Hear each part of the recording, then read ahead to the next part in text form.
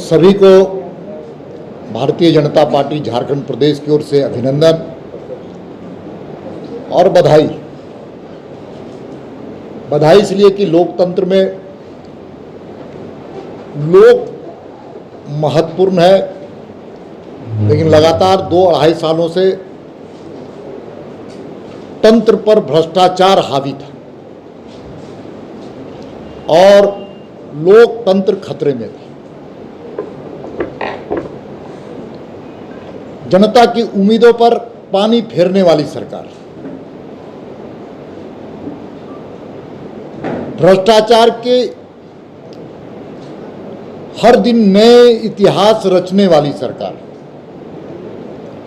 और तो और आज मैं आपके सामने मुखातिब हुआ हूं, बड़े मियाँ तो बड़े मियाँ, छोटे मियाँ भी सुभान अल्लाह। हम लोग कहते बचपन में कई कहावत चलती, हर साग पर रात को नहीं देखने वाला पंछी बैठा है, अंजामे गुलिस्ता क्या होगा। हम उस शब्द का उपयोग नहीं कर रहे। हर साग पर जिस जगह पर हाथ डाल दिए, भ्रष्टाचार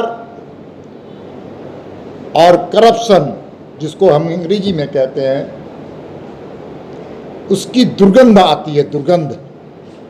और इसका ताजा उदाहरण है कि लगातार छापे पड़ने के बाद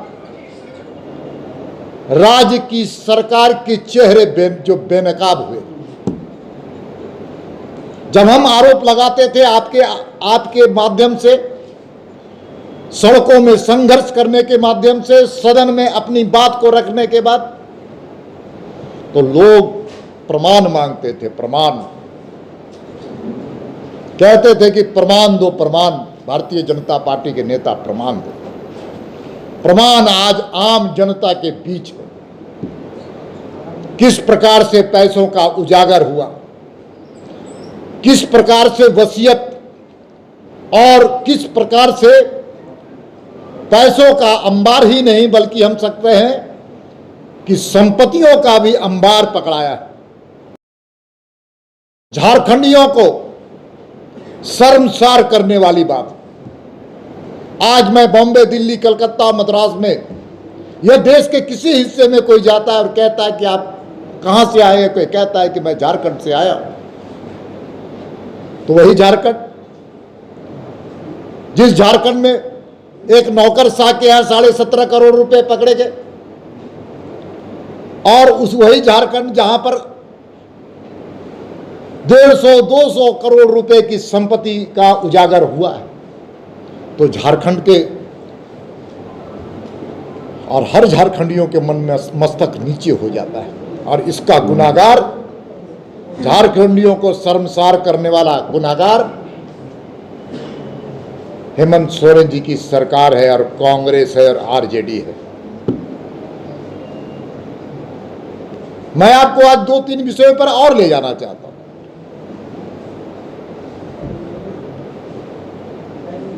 मुख्यमंत्री ने स्वयं लीज लेने का काम किया, उनके भाई ने लीज लेने का काम किया, उनके सलाहकार ने लेने का काम किया, उनके विधायक प्रतिनिधि लेने का काम किया। अब तो हद हो गई कि मुझे जो जानकारी मिली है, पलामू के डीसी उपायुक्त महोदय मानवर शशि रंजन के अपने करीबी ने पलामू में खान लेने का काम किया, खान लेने का काम किया। में से जय विंध्यावासिनी स्टोन, मेरे पास सारे कागजात हैं, डॉक्यूमेंट्स हैं, और विंध्यावासिनी स्टोन में से जय मां विंध्यावासिनी स्टोन के 2 डायरेक्टर हैं, रणधीर पाठक और दूसरा है अंजना चौरसिया, और उनका पता भी बक्सर है, बक्सर बिहार का बक्सर। और वो पलामू जिले के मौजा शाहपुर थाना नौडीहा बाजार थाना संख्या 380 खाता संख्या 72 प्लॉट संख्या 295 297 और 299 300 302 304 और 306 कुल रकबा 4.17 एकड़ में पत्थर खनन क्रशर प्लांट स्टोन चिप्स एवं डस्ट के लिए लीज आवंटित की गई। और दूसरा भी है, उनको भी मैसेज प्राइम स्टोन, इन दोनों के लीज में उपायुक्त की भूमिका संदिग्ध है, संदिग्ध।